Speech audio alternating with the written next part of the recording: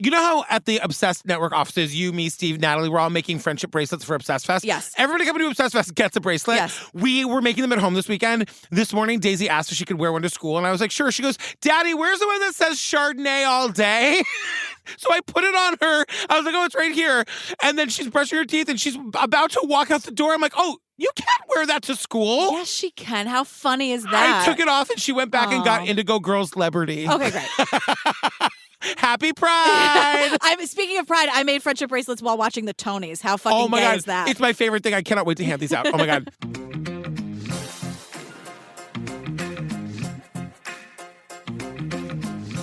Hi, Julian Benzavalli. Hello, Patrick Hines. Fam, we are on the road. We're doing our tour. I gotta tell you, I'm warning. Some cities are getting really low and close to selling out. Denver, July 13th at 8 o'clock, very close to selling out. Chicago, July 15th, also very close to selling out. And then we're in D.C., Seattle, L.A., and New York City closing it down on August 26th. That's right. So get your tickets if you want to come and see us. It's crazy. We're doing the Jinx. It's the best. We're having a grand old time. Also, please join us on the Patreon. Over 350 full ad-free bonus apps. You get them all the second you sign up. I mean, instantly. That's not a joke. It's like you sign up and it's like, hey, welcome. And then they kind of throw like 400 episodes at you. I mean, it's all right there. Yeah, it's right there. All right, girl. What are we talking about today? Good grief, Charlie Brown. We are talking about the Hatchet wielding hitchhiker on Netflix. I got some issues. I have some notes. Have you heard about Kai, the hitchhiking hatchet hero? This dude went from this heroic, beautiful person to wanted for murder. An absolute bizarre scene here in West Fresno. A man plows his car into a PG&E worker, pinning him against his truck. Two women are trying to help him. He runs up and he grabs one of them, man. So I ran up behind him with a hatchet. Smash, smash, smash. Most people that are heroes are not homeless people. There was something funny about him and kind of cute and sweet and innocent. He has such an endearing quality. There's so much charisma. If you're going to glorify someone, you better know who you're glorifying. Kai, the hatchet-wielding hitchhiker, he's been arrested for allegedly taking the life of a man in New Jersey. Smash! All right, look, we're getting started. It's February 1st, 2013. We're in Fresno, California. We sure are. We meet our main narrator. His name is Jessup Reisbeck. Yeah, he's a reporter. What a name. Yeah. Jessup. With a B. I know. Jessup. Hey, Jessup. Jessup. He's a good storyteller. He's a good narrator. He was there really for the very beginning of this whole story. He's also like, this is neither here nor there, but I'm just pointing out. No, he's just gotten into shape because when the story starts, he's like a little young buck, you know, and he's like early in his news career, and now he's sitting in front of us. He's like a muscle god. He's wearing one of those sort of like gray-white suits that a very small number of people can get away with. He just looks real good, but I wanted to say, he tells us. It's February 1st, 2013. I had been tabbed to report news that day. I was a sports anchor and reporter. And for whatever reason, we were short on news reporters. So this was literally my first day covering news. And it turned out to be, man, something else.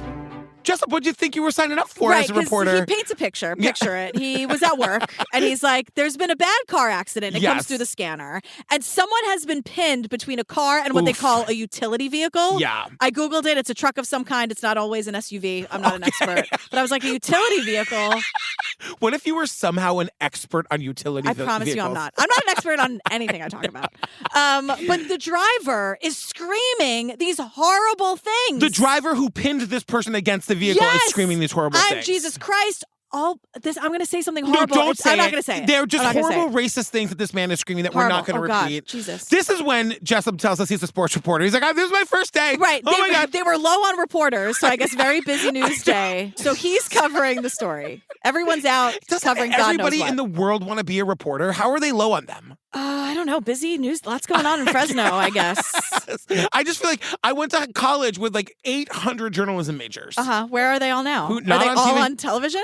No, or the internet? Whatever. So this is like trial by fire because it's his very first day covering the actual news, not just the sports news. And he's like there and he's in it. And so the guy who was driving the car who pinned this person, the person is black against like into this utility truck, screaming racial things at this person. Then innocent bystanders are jumping up trying to help help, trying to like get this man to leave this person alone, trying to save that person's life. Because he did it because like the person driving the car pinned him because he's black. Like this is a racist hate crime, horrible fucking thing that's happening. And so now other bystanders are trying to pull this. Also, the guy who pinned the person with the car is like 6'4", 325 pounds or whatever. Yeah, He's big guy. Huge. And also just full of rage. Yes. Like that adds strength, unfortunately. So he's just out of his mind. And so people are trying to attack him to get him off this person. He puts some like bystander lady in a bear hug and is squeezing her like a boa constrictor. Someone who's trying to help. Yes. He starts choking her, and then out of the clear blue sky, you have to say it.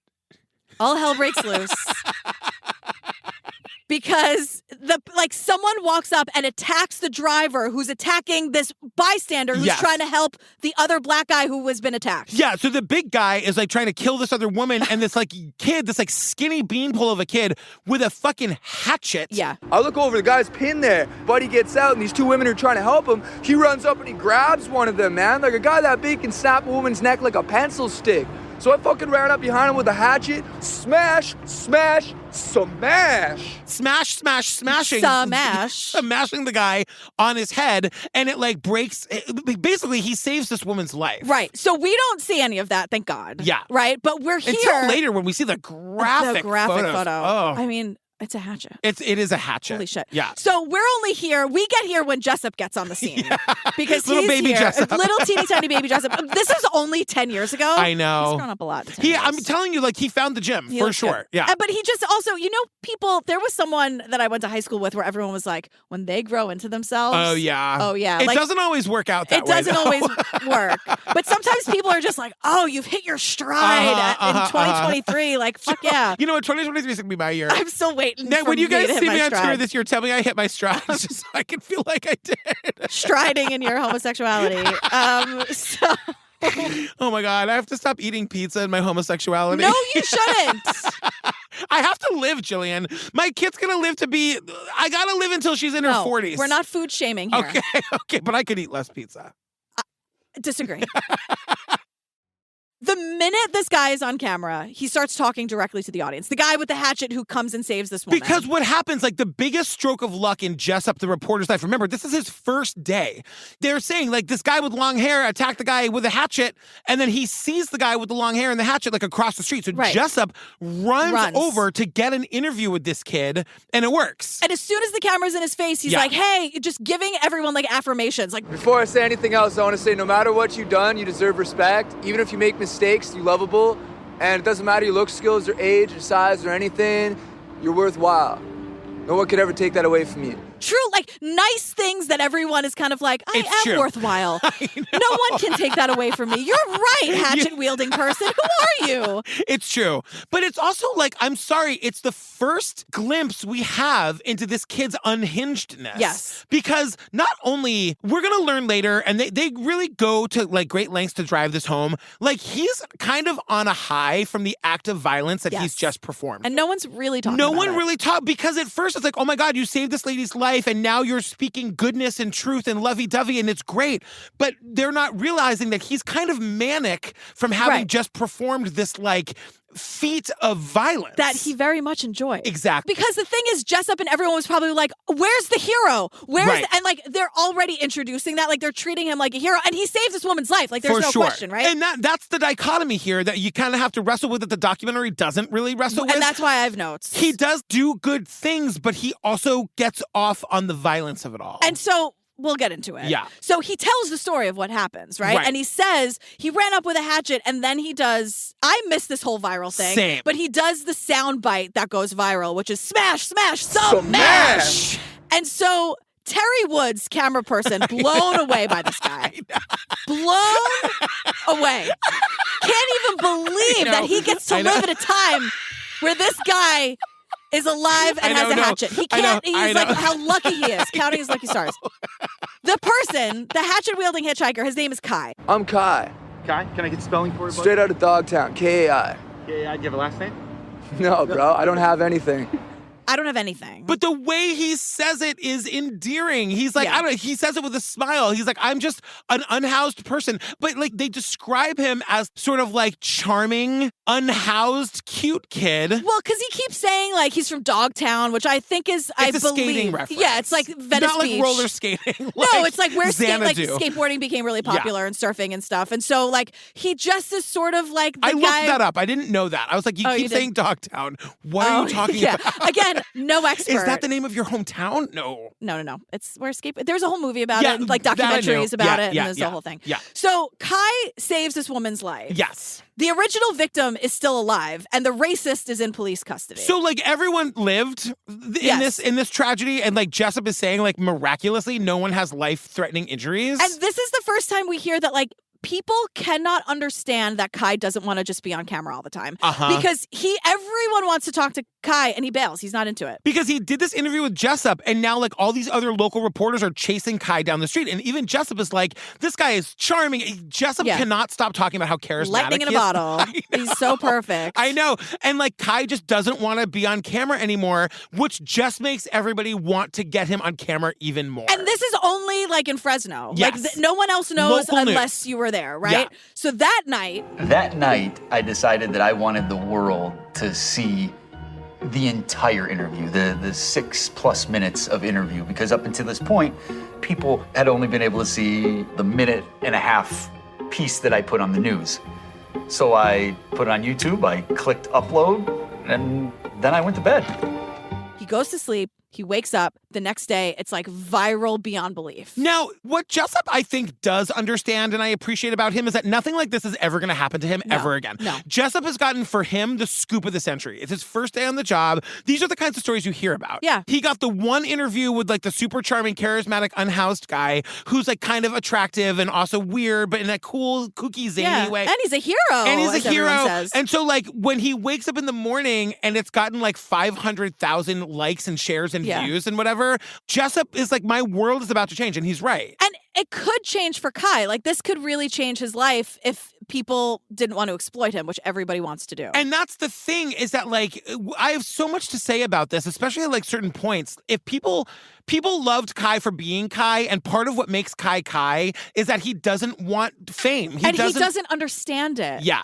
Like, he just doesn't get it. And so, like, I completely missed this. Yeah, which me is too. weird to say because I'm sure I saw it because seemingly everybody did. I have some vague memory of the Hatchet, but I thought he was the bad guy. It wasn't until I, like, saw the documentary that I was like, oh, Hatchet wielding was a good thing in this moment. Yeah. I even asked Mike, I was like, do you remember this? Because, like, we watched Colbert. Like, I was like, maybe I saw it, but I have it never sunk in. Like, I didn't have any memory of it. But it feels weird to say that I didn't know about it because the way they present it is that, like, everybody knew. But I just have no memory of it. Yeah. And I think they might be overblowing that a little bit. Maybe. But anyway. So Brad Mulcahy works for Jimmy Kimmel Live. Oh my God. And his job is finding human interest stories. So I have this, like, note here that, like, this is a job I would have loved. My job is to find interesting stories or interesting clips and bring them to rehearsal or email them to Jimmy or to track down what Jimmy likes. And then I try to find that person to get them on within 36 hours. So he'll bring a story to Jimmy. If Jimmy will say, no,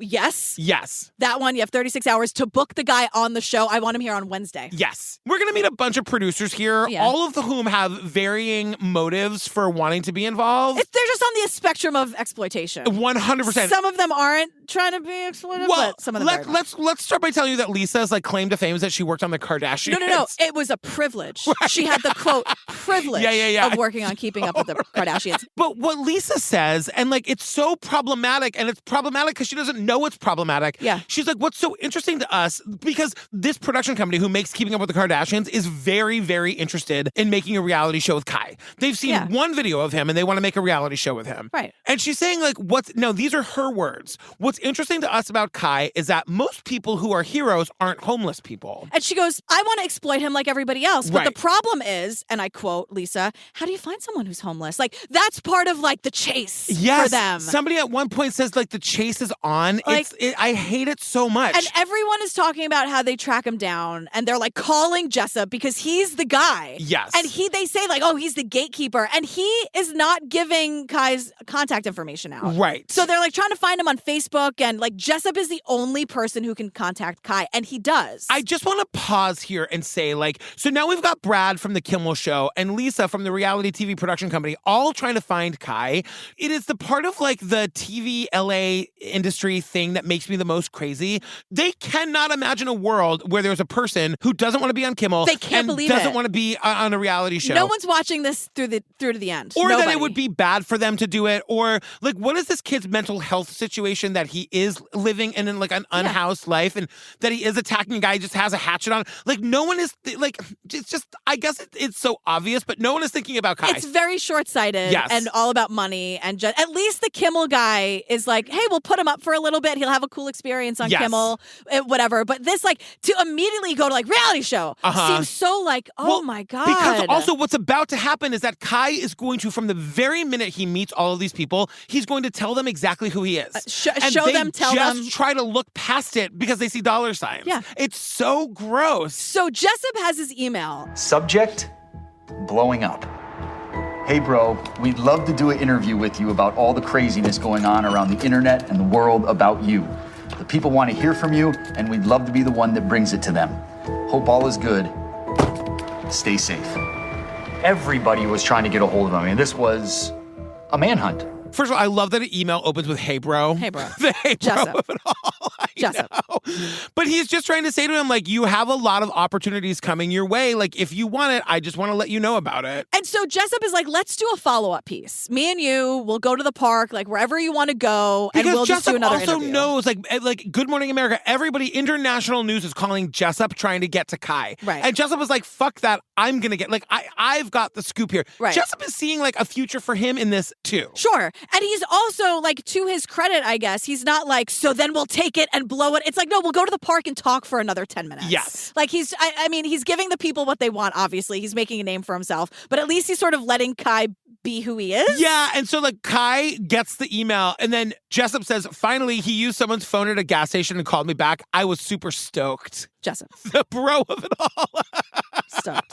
He's trying to like speak the Dogtown language. I see you, Jessup. Know your audience. I get you. But so like Kai tells him where he is, and Jessup like hops in his car and like drives up there. They get to the neighborhood. They see him like crossing the street. It's one of those like go, go, go, go, go. They jump out of the car, cameras rolling, to like pounce on Kai in a park. I don't understand how no one is reading the room. I know. There are certain people in this world where the more you make a big deal, Yep. the smaller they get. Yep. And no one is realizing that that's what's happening. So what Kai does is he tries to like use every opportunity when he's on camera to say things that are important to him and bring awareness to things. So he's on camera. When he's speaking coherently, which isn't all the time. So he's here with his friend Joan, and he's like, well, Joan is here. I mean, she's not necessarily participating in this, Right. but he's like sitting near her. She's another unhoused person. And he explains, again, like Kai's version of the story is that like she had just had a gun pulled on her by some quote policy enforcers, and it's ridiculous and it's a vulgar display of power.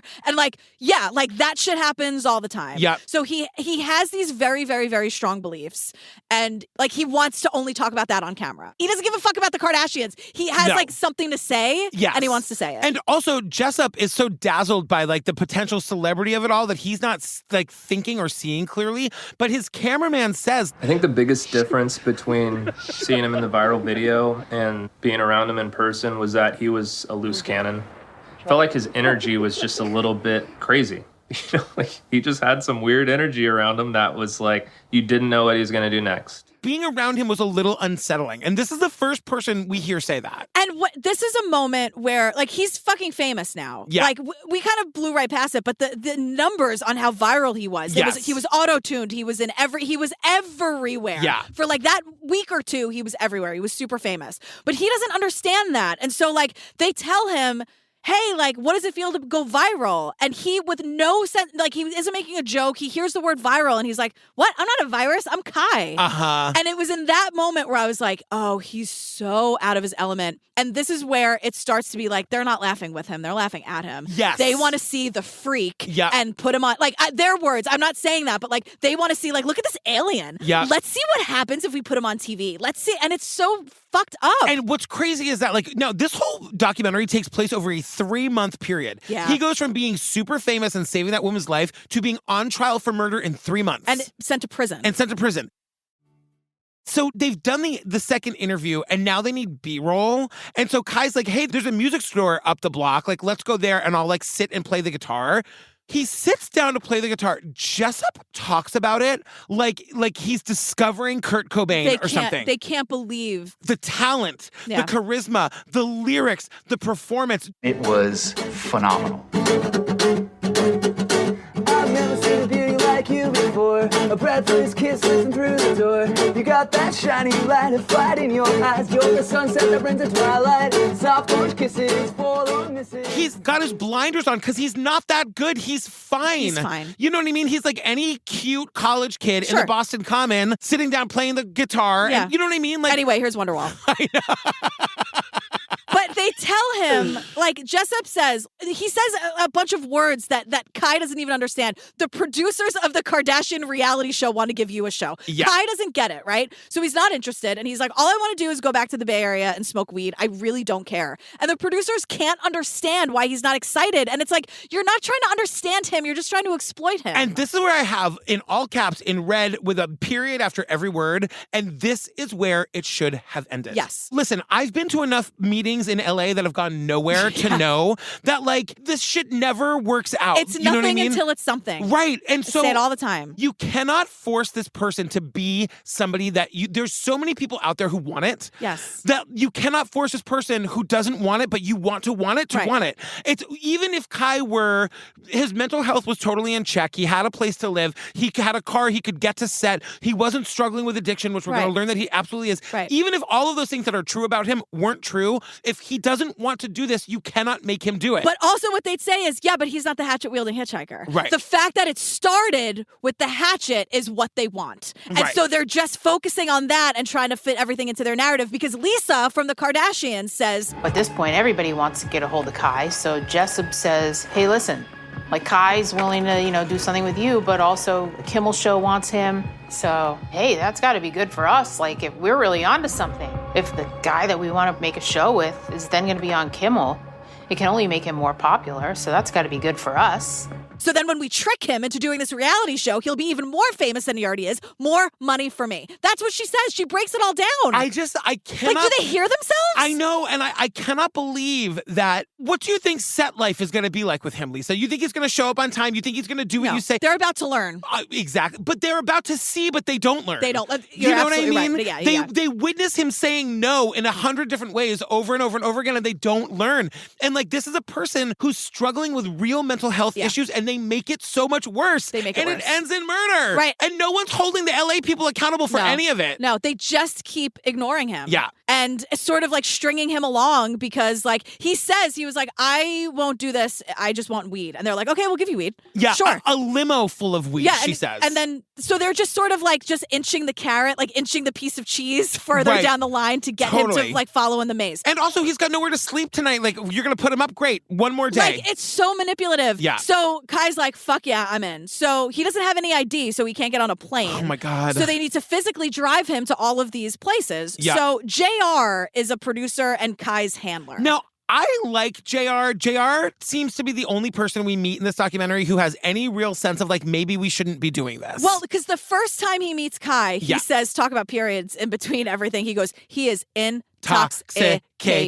Yeah. Because they got him hammered on the way to try to convince him to do whatever is put in front of him, to sign any piece of paper. They just got him wasted.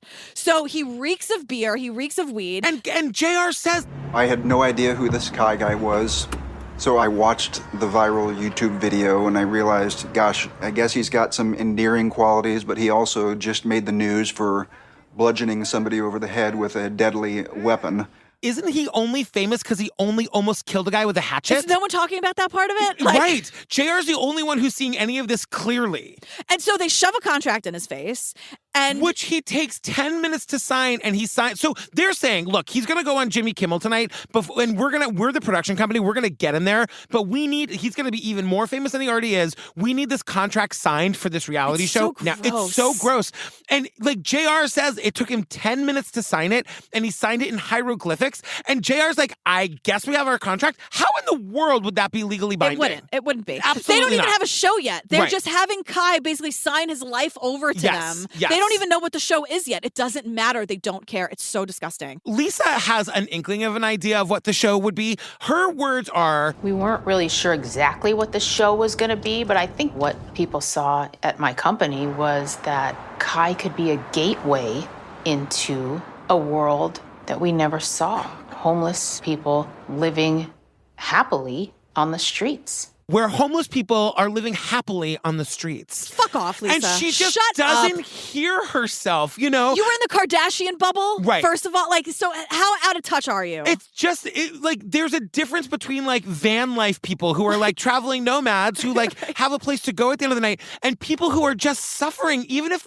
Kai doesn't look like it, but he is suffering. Yeah. Sit down with him for 2 minutes and you would get to know him on a human level for 5 seconds and you would see that. Yeah. I don't mean to speak for the entire unhoused community, but I don't imagine there's enough people who are thrilled to be living on the streets that you can make a TV show out of it. Right. Not to quote the Kardashians, but Kim, there's people that are dying. I know. Like that, Lisa, wake It's up. also just so exploitive. It's so clear.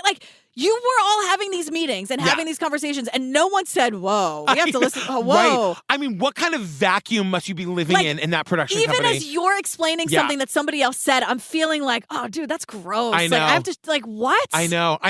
And Jessup warns them. Because Jessup isn't part of this reality thing. He's up in Fresno. He's covering the sports. Jessup is the original guy that found him. Right, who was supposed to be covering the football team or whatever, and got also got thrown into this as well in his own way. He's like, I have to tell you something.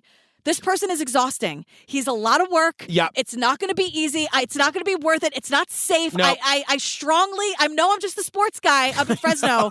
I'm getting hotter every day. But I urge you. Yeah.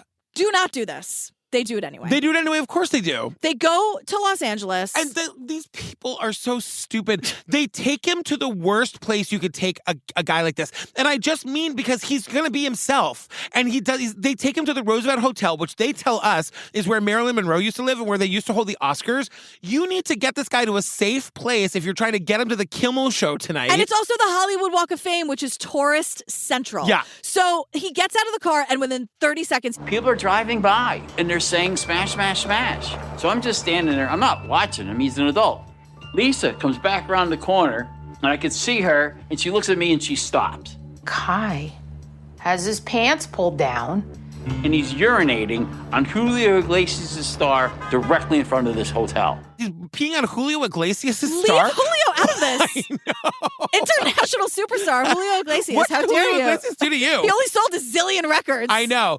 And Lisa had said to Brad, look, I've been with him for 26 hours. I got to go park the car. Can you watch him for 2 minutes? And Brad's like, sure. He doesn't. And he's like, he's a grown adult. I don't actually have to watch him. 2 seconds later, Brad. he's pissing on Julio Iglesias. And so they finally wrangle him and get him. And no one was like, we're pulling the plug on this. No one was like, let's just get him to Kimmel. Because the Kimmel thing is separate from the reality show thing. Yes. So just to be clear, the reality show people have now sort of taken over getting him to Kimmel. Right. Because if he's on Kimmel, he'll get more famous and it'll help everybody. Yes. Their words. So that's why they're involved here. So they get him upstairs. He goes straight to the minibar. He is downing Jack Daniels like it's water. And Lisa says, these are not airplane size bottles. These are regular bar size bottles. And he cracks it open and he's drinking it from the bottle. And he's trashing the room. He's just going crazy. He's a person that is suffering. And it's just, what they're doing to him is just so awful. And it's sensory overload too. Yes. So he's in this car and he's fucked up. They plied him full of beer on purpose. Right. So he'd sign his life away. And he's just it's just not okay. If you haven't seen a picture of this kid, he also weighs 130 pounds. Yeah. You know what I mean? Yeah.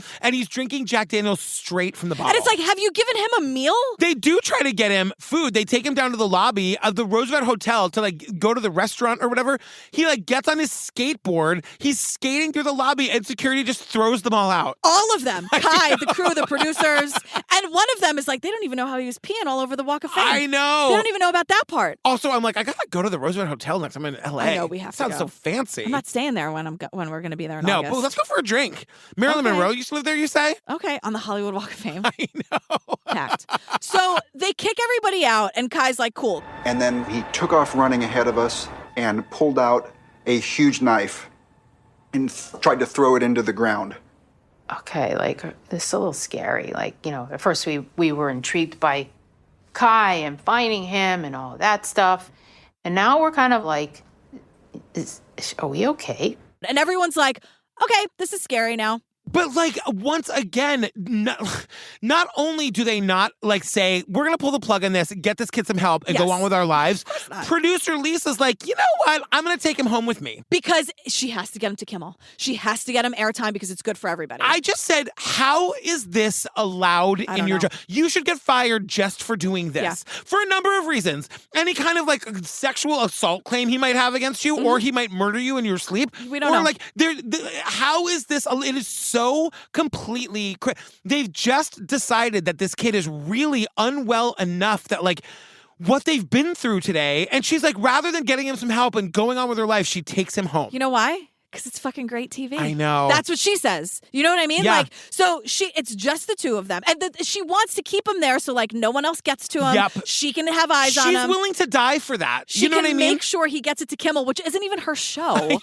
So that she can make this yet unnamed reality show that is never going to happen. Do you think Jimmy Kimmel saw this and was like, what? Wait, that was had the whole time?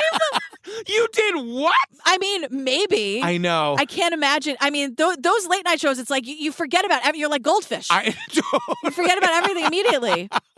So according to Lisa, he's a perfect gentleman. She's like, he was fine. He played guitar. But in the same breath, she's like, but however, thinking there definitely was something kind of dangerous about him. And I'm like, Lisa. I mean, you're willing to die to make another Kardashian. What is going on? But then we don't know because now it's February 11th, 2013, 10 days after going viral. All we're of a only sudden, 10 days into it. We're only 10 days in. Doesn't it feel like we've been doing this for a year? Yes.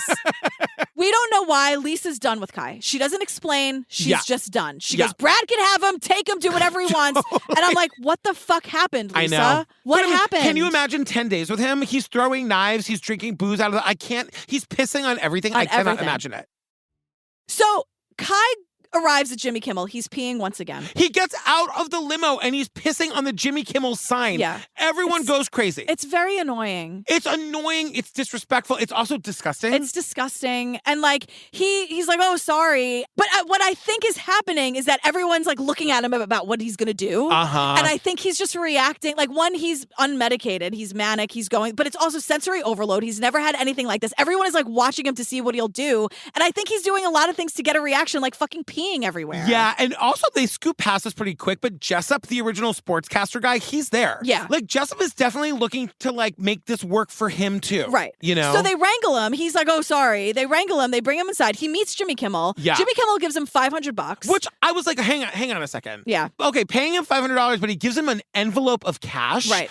This is enabling behavior. Right. Number one. Number two, it's also like illegal. You know what I mean? But he doesn't have ID. They can't just like sign up for the direct deposit. I guess. And Kimmel doesn't know, I'm sure, but Brad should know better. You can't give somebody like, do whatever you want. And he gives the money away immediately anyway. He gives it to the security guard Yeah.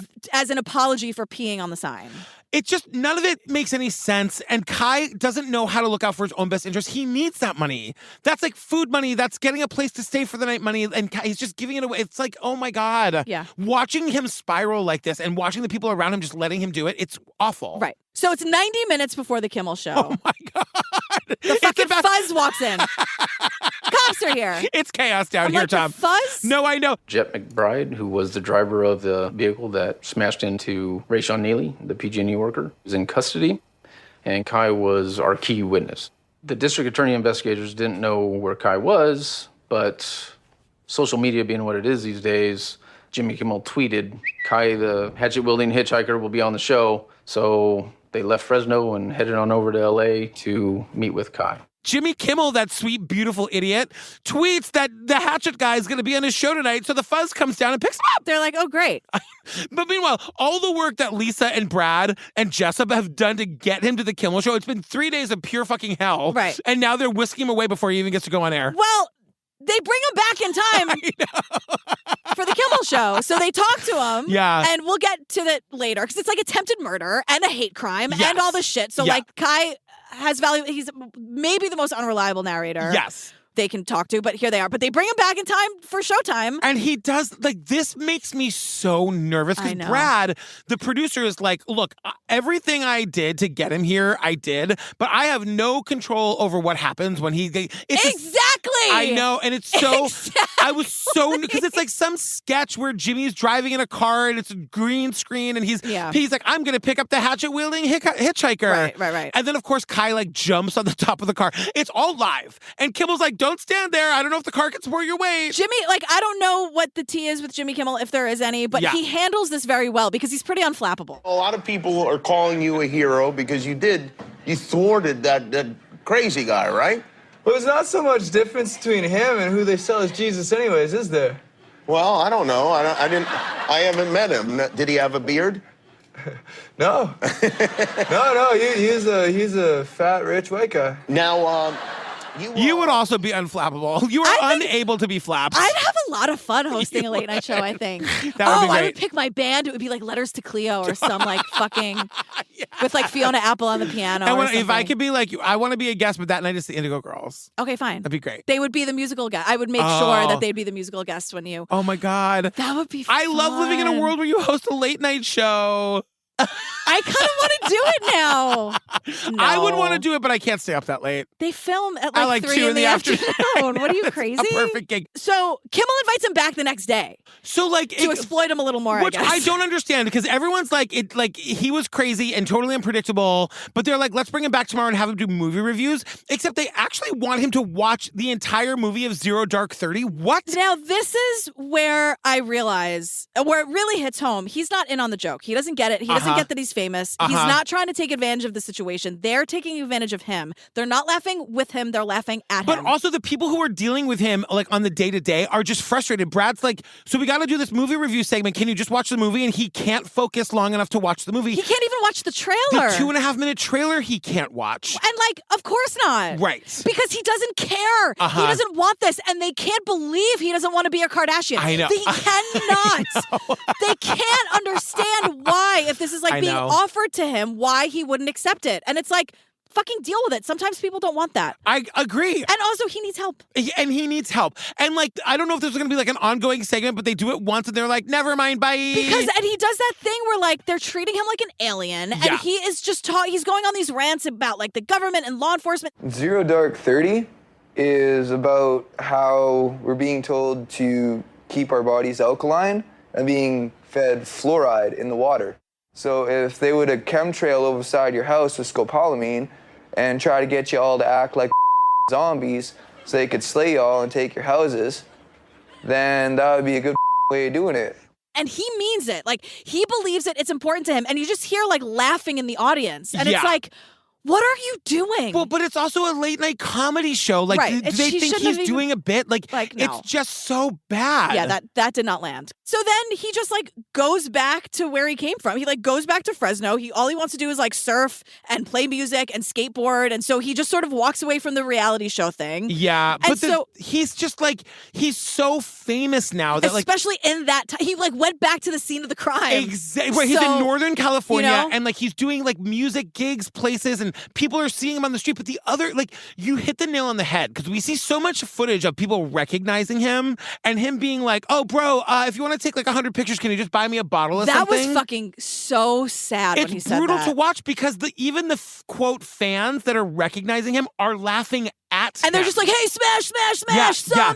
And he, at one point, he's like not even looking at them. He's like, can you buy me a bottle? Then you can take as many pictures as you want. And they don't do pictures. it. They just like, and then they get him to like, and people say this later when it comes to the crime that he committed, but like he goes from being kind of sad and kind of like quiet to like he gets worked up and then all of a sudden he's manic and he's jumping up and down violent. and violent. Yes. So he'll be like traveling. He's like traveling all over the country and then he'll post where he is and someone will come and meet him and buy him things and pick him up and buy him drugs and buy him booze and buy him whatever. And it's usually women and it's so crazy. Like he just like, I'm on Facebook and I'm in your town and come and meet me and it's just crazy. So we're back in Fresno. It's 3 weeks after he goes viral. Yeah. And we're back with the cops, right? And so we're with like the car that was all bashed up, and the cops don't give a fuck that he's famous now. Yes. They just want to get to the bottom of it. And they're sort of struggling with the fact that like this guy is their key witness. Right, because we're at the murder. The guy's name is Jet McBride, the 6'9" mammoth man who was like crashing into that guy because he's black and was trying to like choke that woman. The murderous racist. The murderous racist. And so Kai is on the stand. He can't even like doesn't know what hand to raise to swear in. It's just hard to watch. Yeah. But he sits down and we get a little bit more of the story of what happened in the car that led up to that guy driving into that person and pitting them against the utility vehicle. So yeah, like apparently there's more to the story. What comes out on the stand is that Kai and the driver were smoking weed together. They were like in the car together. Kai was asked if he rolled a joint with Jet McBride. Kai said he did, and in my interview with Jet, he was suggesting that Kai made the assumption that they were both ghosts after they were smoking their marijuana. And Kai said, I bet we could drive right through that truck right now and nobody would even see us. He said to the murderous racist, I bet we could drive right through that truck right now and nobody would even see us. Yeah, but then also, the driver is also racist and says, look, I'm Jesus Christ. I can get away with anything. I'm going to kill this black guy right now. Watch me do it. And also, on top of that, yeah. The driver is proudly confessing to raping a 14-year-old girl. Like, there's so much happening. And like you said, Kai is such an unreliable narrator. We're getting so many stories here at once. I don't know what to believe. And according to Kai on the stand, the fact that this driver proudly confessed to raping a 14-year-old girl, that is the thing that made Kai snap. Right. And so then he violently attacked this guy. And the violence, as we learn, gets lost because of like the you're worthwhile demeanor. Like that's where we all first met him on the internet. Yes. That he's like giving all these people these affirmations where like the vibe was like, he's kind of crazy, but the good crazy and he's harmless and he's a hero. But like you hear the story and you're like, wait a second. Yeah. Like what exactly? So he knew this dude? They were like smoking together? And right. What exactly happened here? And we don't really know. Because Jessup, like that news piece, it makes it seem like Kai was like walking, minding his own business. Yeah. Saw this horrible thing happen. And then like inserted himself into the story to be a hero. Yeah. But he was there the whole time. And we get even more information about the pot later. Yeah. So we'll get there. What happens is, so Kai hits him twice with the like blunt end of the hatchet, like the handle. And then on the third time, he uses like the enormous blade. Yes. And that's where we get that insane photo. Yes. And this is where more people are saying that like, so like he really wanted to take it to an extreme violent point. Right. Right. Now, again, I don't know the adrenaline. Like you're trying to save a woman's life. Like this man is squeezing her to death. Right. And maybe by the third blow, the guy hadn't let go of her yet. So we don't get any information here, but they are reinforcing that Kai, though he did something heroic, also did something incredibly violent. Right. And that's where the high for him seems to come from. Right. Because there's no like, I can't believe I had to do that. There's just a lot of sort of like happy-go-lucky, like he's giving affirmations after this horrible thing just happened. Yes. He witnessed like an almost murder, a definite hate crime, right. then another attempted murder, and that it's like, whoa. Now we're meeting Gabriel Francisco. Yeah, he's a lead singer of a band called the Redcoats. I actually looked up some of their music and they're pretty good. Okay. I know. Well, Kai comes along and he claims that he's an accomplished musician. He's had offers from all these major labels, etc. Yeah, somebody asks this guy Francisco if he wants to do a show with Kai, and he's like, Kai? And he's not thrilled about doing it, but he's like, I kind of want the crowd that Kai would bring. And he's also like, look, I thought the guy was ridiculous, but then somebody played me some YouTube videos of his music, and he like wasn't that bad. He has a nice voice and just sounds like a campfire guy with an acoustic guitar. And we said yes because we wanted Kai's crowd. We wanted who was going to come out to see Kai, and then we wanted to kill it and win them over. I mean, that's what you do. It's like Rock Band, you know? You made 20 fans tonight. You made 50 fans. Maybe it'll work for, like, Kai can get some exposure and maybe get some music stuff. He can get the crowd, like, all good, and right? It's at a small, like, Fresno bar called Fulton 55. Okay. And we meet the manager, Tony Martin. Because Kai shows up for sound check, and he's a fucking nightmare. He's rude to everybody. He's pissing everywhere. He's demanding free beers because he's Kai. And the guy's like, yeah, we don't do that here. And then like I loved this manager, by the way. Me too. He runs a very tight fucking level ship. I love it. Because like how many of us have worked in like service industry jobs where the managers are awful? Yeah. This guy seems like he's got his staff's back, because that's his big thing is like, don't treat my staff badly or you're out of here. And also, I was going to say, how many times have you heard like, no, but I'm friends with whatever. Could I just have some free shit? Yeah, it's not working with this manager. And the thing is, like, sometimes he can. Sometimes. But it depends on how you ask me. And if I know you first. If my friend Carrie walks into the bar, she's getting some free shit. Of course. Obviously. But so this guy, Gabriel, the musician, says... We do sound check, and he was talking about that day. The day that he hit the man in the head with a hatchet. And in Kai's words, he's bragging and says, oh, man, you know, this guy picks me up and I offer him a joint, and he can't even handle his shit, man, because, like, I handed him a joint, but what he didn't know was it was laced, man. Kai just confessed something major. Right. Because what Gabriel is saying is like, so just so I get this straight, he started a fire, put the fire out, and now he's a hero for putting out the fire. Because what he's saying is that, like, so Kai gives the guy pot. The guy thinks he's just smoking pot, but it's laced with whatever. Coke or crack or whatever it is. Then the guy does something crazy, is acting with, like, superhuman strength. Now he's being blamed for it, but really it was Kai who made that happen because he gave him the laced pot. And then he's the hero for stopping it, but he made it happen. Right. And Gabriel's like, what the? I just wanted my band to get some exposure. And Gabriel's just like, I'm not here for this shit. He's like a serious musician. And the photographers are like, Gabriel, get next to Kai so that like when Kai gets even more famous, this will be like, you can say like, you have a picture with him, and Gabriel wants nothing to do with it. But then on top of that, Kai keeps talking. Yeah. He's going on and on and on. And then he starts talking about how Kai was raped by this older man. And how Kai is telling that story. Part of the story is that Kai said he, quote, had to take him out. And while Kai is telling this story that includes sexual assault and also Kai's violent reaction to it, yeah, Gabriel's like, you can see it. There was just a flash of this like super intense anger and rage, and then he'd snap out of it as fast as he snapped into it. And that is super valid if you've been through something horrible. But there's something about feeling very unhinged and uncomfortable being in this person's airspace. And this is when we start to learn more about Kai and the actual like abuse that he has suffered. Yeah. Because remember, like this guy, like we just met him in Fresno like maybe 2 weeks ago. We're like, this whole story takes place over 3 months. Just happened. And so we don't know really anything about Kai's backstory, but we're about to get it. Right.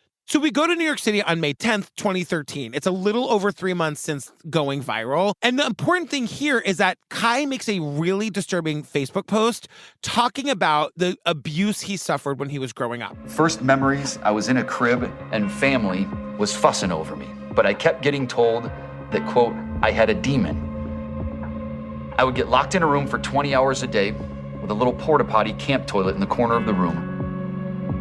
Then after that, my mouth filled with hot pepper and soap for yelling, fuck you, at the top of my lungs. Signing off, Happy Mother's Day. And he ends the post by saying Happy Mother's Day. Right. He posts that on Mother's Day.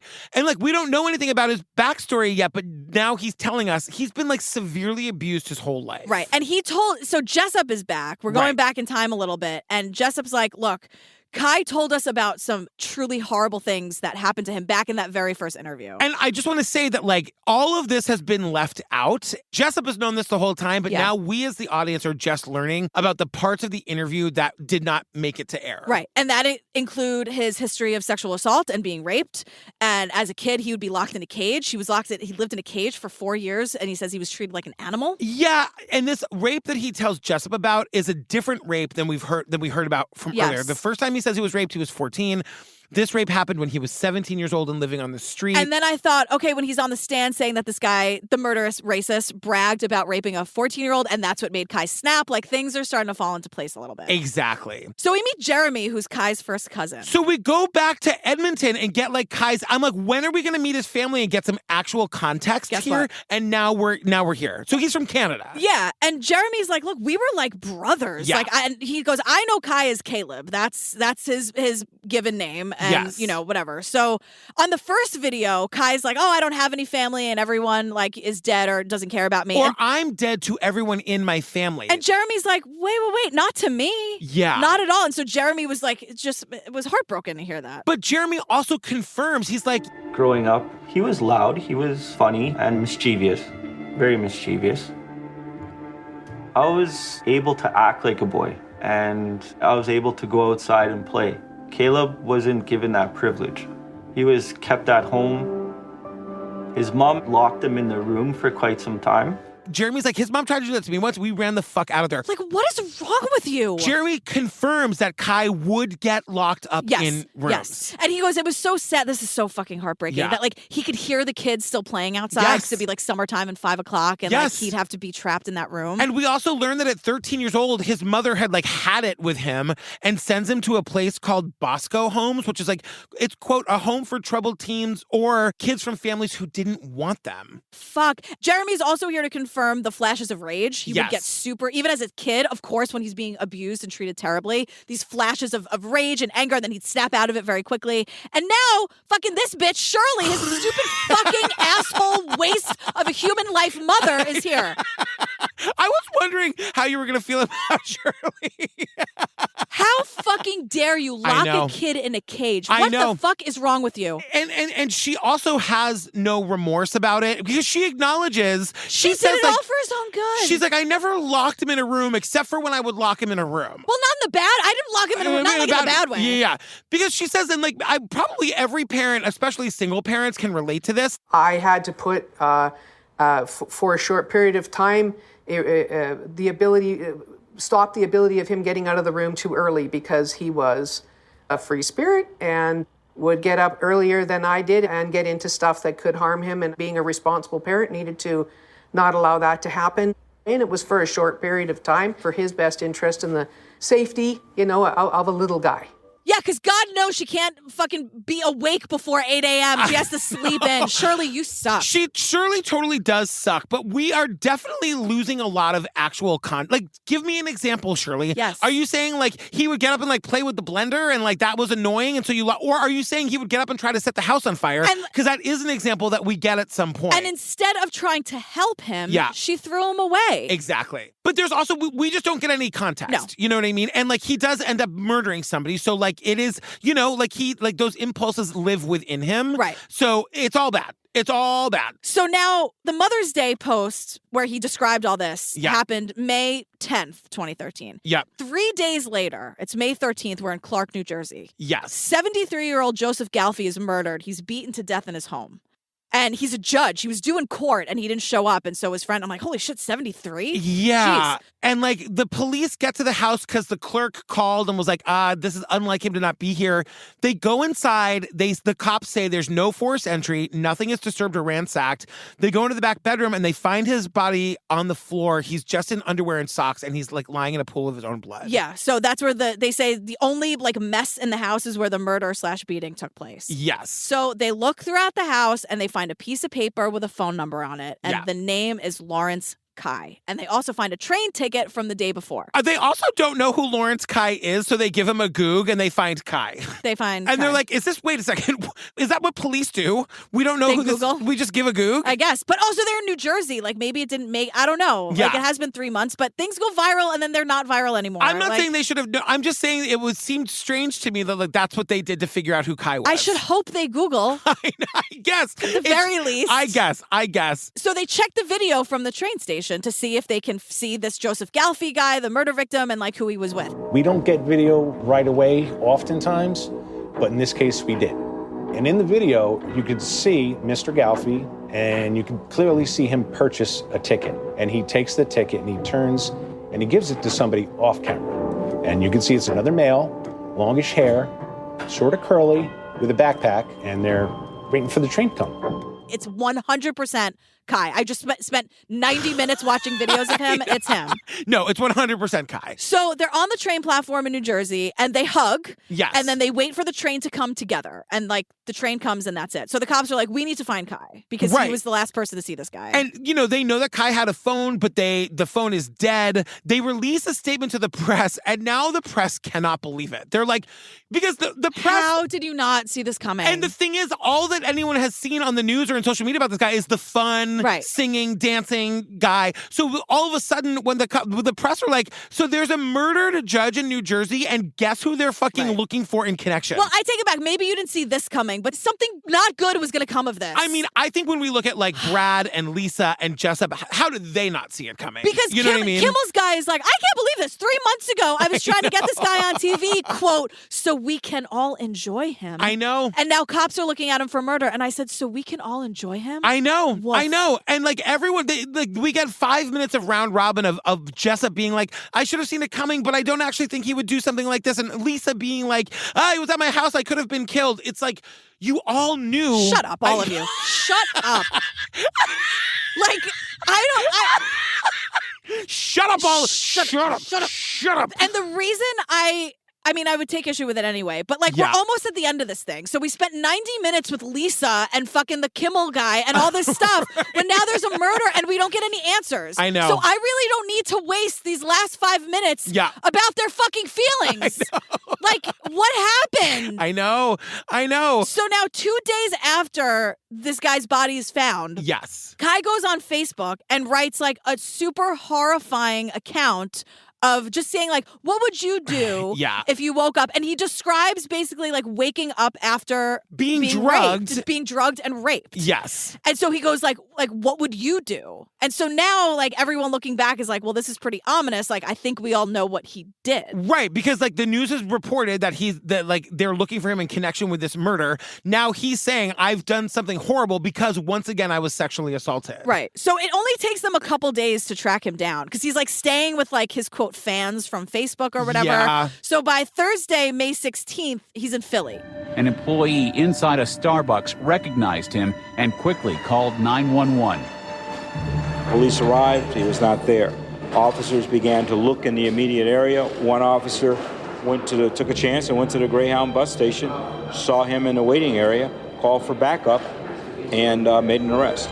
One of the cops like, why don't I check the Greyhound station? And he goes and finds Kai.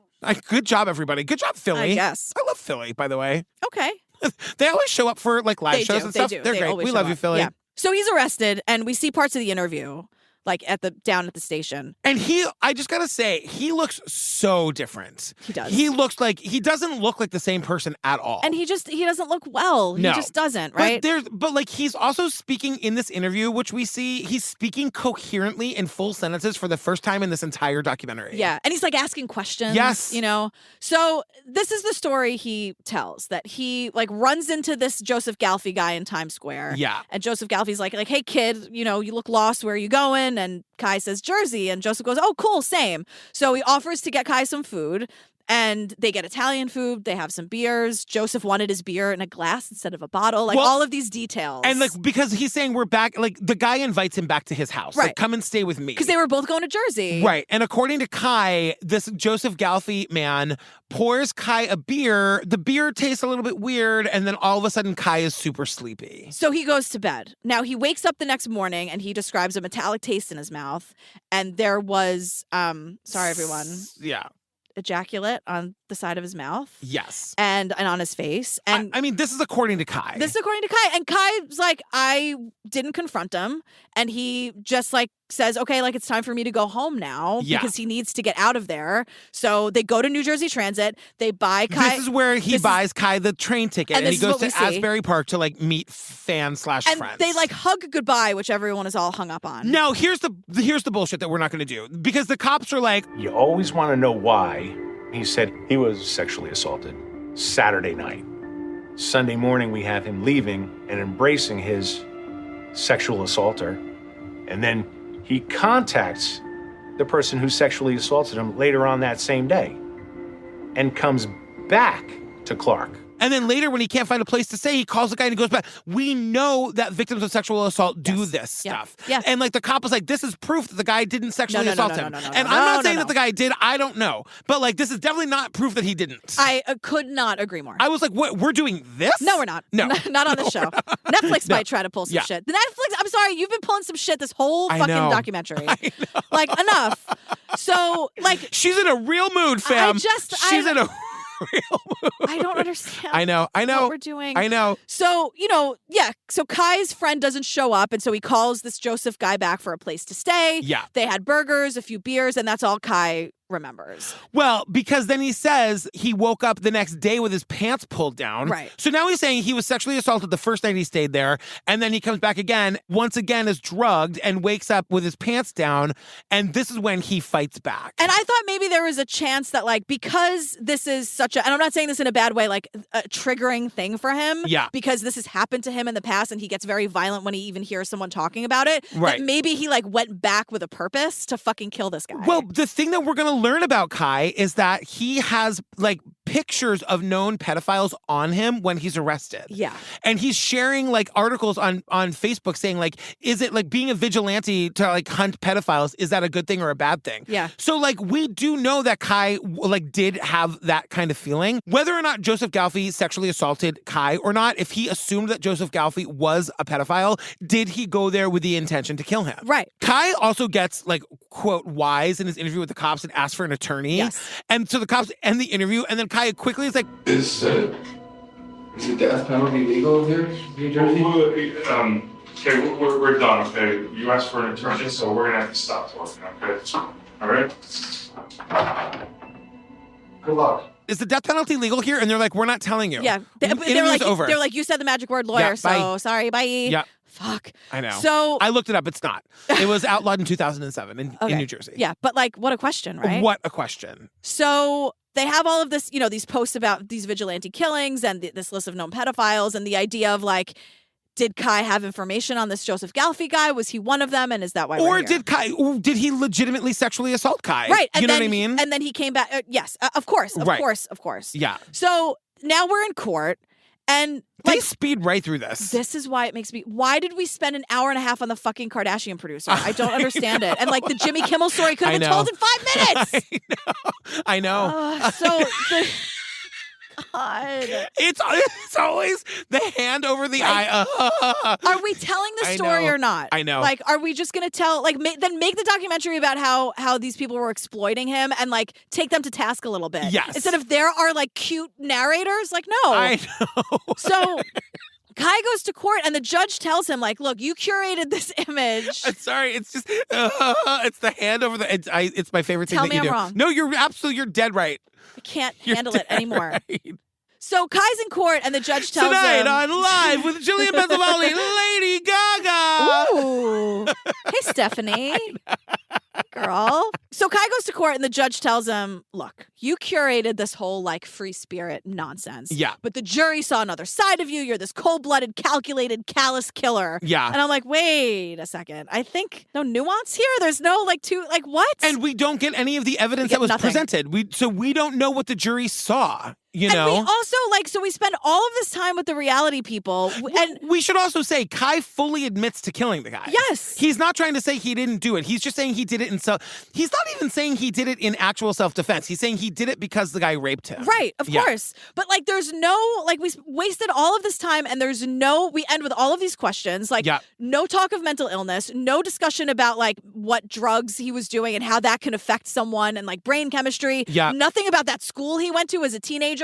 No accountability for the mother. Nothing else about like how did he get to where he is today? Like we didn't even get close to the full story. Yeah, you're sort of left feeling like Kai is lying about everything. But I don't know how we don't get And any... I'm not saying I feel that No, way. I but know what you mean. You're meant to like in the end, Kai's like the villain, and obviously he murdered this guy. Right. But you're not like the documentary doesn't have a point of view. It's not No. like, this is what happened to Kai and this is what we think happened. And it's fine to sort of present all the evidence and let us decide, but you didn't. I have highlighted this doc sucks. I mean, I don't necessarily agree. Like, I liked the documentary. Both of us went into this knowing it was super problematic. Yeah. And that a lot of people had a lot of like difficulty with it. I think going into it knowing that it was problematic and being able to watch it through that lens, I Yeah. was able to experience it a little bit more Right. and ask my own questions or whatever. I don't know. Yeah. So do you want to know about the murderous rapist? Yes. Murderous racist rapist? Yes. He is guilty of assault with a deadly weapon. He's serving 9 years in a mental health facility. And this is where we get a bomb. Right. This is major breaking news. And this is how it ends. We get on-screen text that the toxicology test didn't find anything other than weed in his system. Because remember, Kai was like, "Oh, I drugged him and he couldn't handle it." No. Nope, he's just a crazy racist. Like, he's just a fucking racist. Yeah. But also, like, wait, what? I know. So, like, but that was, like, presented as fact. Right. And then, like, this is a big deal. Absolutely. Like, Kai said a lot of shit on that stand. But we only heard that Kai didn't say it on the stand. He said it to that musician. So that's right. You know what I mean? Yeah, so, yeah, like, yeah. we can't trust anything Kai says. No. And then we learn, like, it ends where Kai is serving 57 years in a maximum security prison in New Jersey, and all of his appeals are being rejected, and he just keeps appealing. Yeah. And that's fucking it. Netflix. I know. What is going on? Oh my God, girl, we did the Hatchet Wielding Hitchhiker. Wow, what a doozy patoozy. Wow.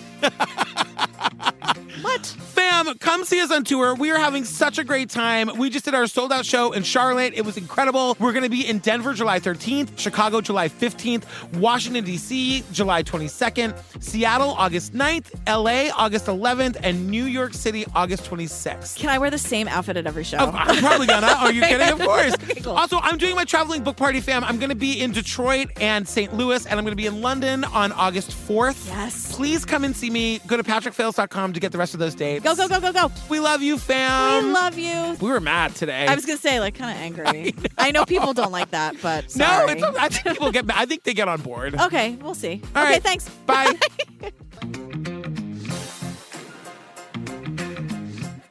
Maria Menounos was in my class. Oh, cool. So she's on TV. Who's that? She, Who is that? Is she? That name sounds very familiar. I just can't place her. It was just the way you said it. I wonder, is there like a course in the voice, or is it one Breaking week? news. Yeah, where it's like everywhere you go. Like, do they? Because I know it's a thing. They teach you. They I know. teach you that. I just want to know if it's a full semester. The only other person in New York City who's in bed earlier than me is, what's his name? Steve? No, who's the Tonight Show guy? Fuck up the joke. Your husband? No. Oh my God. Why can't I think of his name? I've heard from parents that, like, if you're at the playground and Yeah. your kid falls, the worst thing you can do is go, "Oh my God, are you okay?" Because then they see everyone on them Or and they if just you're start crying. Steve and you're at the playground with me and I fall. Right. That horrible woman, Cloris Leachman, made me cry.